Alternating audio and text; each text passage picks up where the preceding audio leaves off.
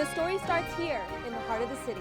We continue to follow the ongoing developments. The student group is the first to take on such a project. Everyone is waiting for a vote on the bill. The team is winning at a record-breaking pace. It's an issue for residents here and around Boston. The story is coming up on Suffolk U News. Hello and welcome to this edition of Suffolk U News, the weekly news program brought to you by the Department of Communication and Journalism at Suffolk University. I'm Ashley Cullinane from Braintree. We're happy to be coming to you from our studio in downtown Boston, courtesy of your cable company and on the internet. The MBTA is taking a hard hit by the winter weather. Trains are back up and running after riders faced a serious derailment of their daily schedule. After more than 24 hours of shut down train cars and limited busing, there are still severe delays. Officials say while crews are working around the clock to clear away snow, the real issue is the aging rail system. Mayor Walsh ensures there are plans in place to get public transit back on track. There has been some investment now in the Green Line and the commuter rail stops and things like that moving forward. But we need to, and in the Red Line cars, I believe there's an RFP out right now that's tied up in court that buys new trains for Red and Orange Line, I believe. Governor Baker is meeting with the MBTA General Manager Thursday to discuss current T conditions and future snowstorms.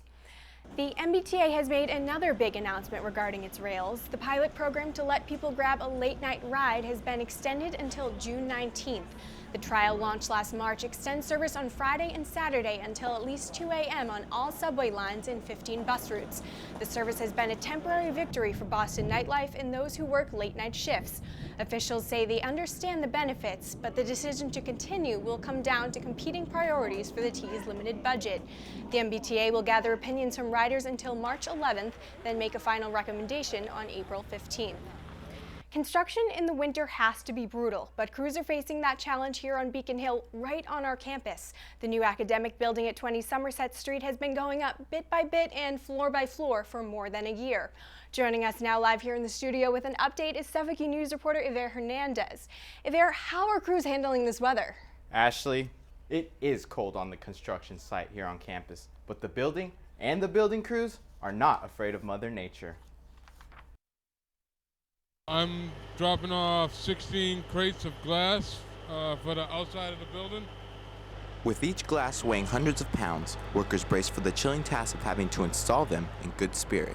20 Somerset will feature a state-of-the-art science lab and is located less than 50 feet from Suffolk's Sawyer building. Construction workers have finished the basic structure of 20 Somerset, as all floors are complete, and even get some satisfaction in helping build academic facilities. Yeah, it makes me feel great that I could do something for the community and help out with the kids. Suffolk plans on opening 20 Somerset this fall. Of course, Ashley, hopefully you and I will be graduated by then. I think it's safe to assume that, but we'll have to see. Thank you, Yver. As one building goes up, two go up for sale. Suffolk University's Donahue and Archer buildings are officially on the market. The Archer building is on sale for $29 million, and Donahue has a $16 million price tag. That's a $40 million move in an effort to lessen the university's footprint on the residential side of Beacon Hill. The 20 Somerset building will house some of the faculty offices, leaving the rest of the to the law school and university properties. Suffolk officials say the move has nothing to do with finances. Just down the street, it's the changing face of Boston that's the talk of the town.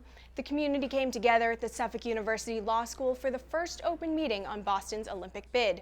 A divided crowd showed up in waves, some supporting the 2024 games. Others cried foul, saying the city is in no way ready for such an event, even with 9 years to prepare. The president of Boston 2024 is trying to ease the concerns by explaining how the basics could benefit Boston. We understand the importance of transportation, and the spend that we want to recommend is spend that is already in the queue. We have to upgrade our infrastructure whether or not we get an Olympics. I mean, we can't have a system breaking down while we're trying to promote economic opportunities in the city of Boston and not have ways of getting people in. So this is an opportunity that actually speeds up that conversation. These open conversations will continue in Boston. 8 meetings are scheduled through September.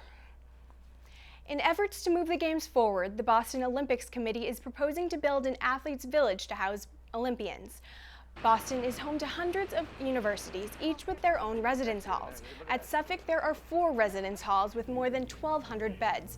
Combined with other Boston universities, the Olympus Committee could use the pre-existing dorms to house Olympians. The city and committee would save money to give recognition to universities that offer up their residence halls. Orientation Director Patrick Heaton believes SU dorms would be a great place to house Olympians, specifically because of their location. It's going to take everybody's effort, and we have a really unique opportunity, not just Suffolk, but all the other schools as well, to introduce our schools to people who maybe have not been exposed to them before. Should other universities in the Boston area open up their halls to Olympians, millions of dollars could be saved. Doctors, scientists, actors, and research assistants, all competing for one title. Stay tuned to find out who sings their way to the top.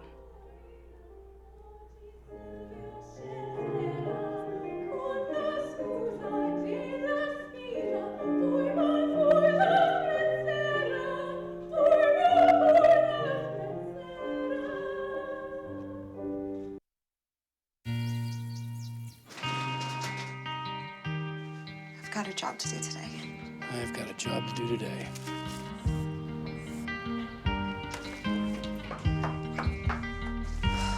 Have a good first day at work, Mom.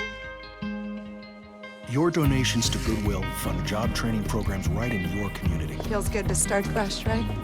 Sure does. And like that, you're a job creator. A Suffolk University alumnus is washing away one of the more dirty chores with a new app. Nimish Sahani wants to save people time and aggravation with the Nimlim laundry service, which lightened loads for a small price. Everybody hates doing laundry, which is the truth, you know. I've always had trouble doing laundry since I was a freshman, and that's one task which I always waited till the last minute, until, you know, I had no clothes. By using the Nimnim app, customers can have their laundry picked up and clean and dropped off within 24 hours. 14 women competed over the weekend in hopes of winning the title of Miss Boston or Miss Cambridge.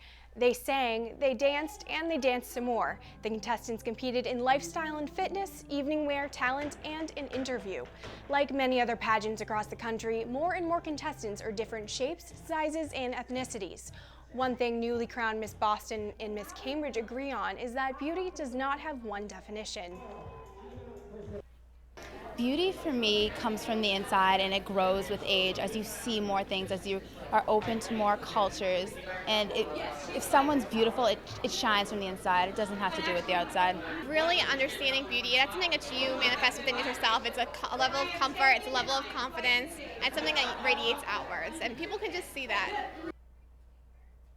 Sabrina and Samantha say they are very excited to become role models for young women.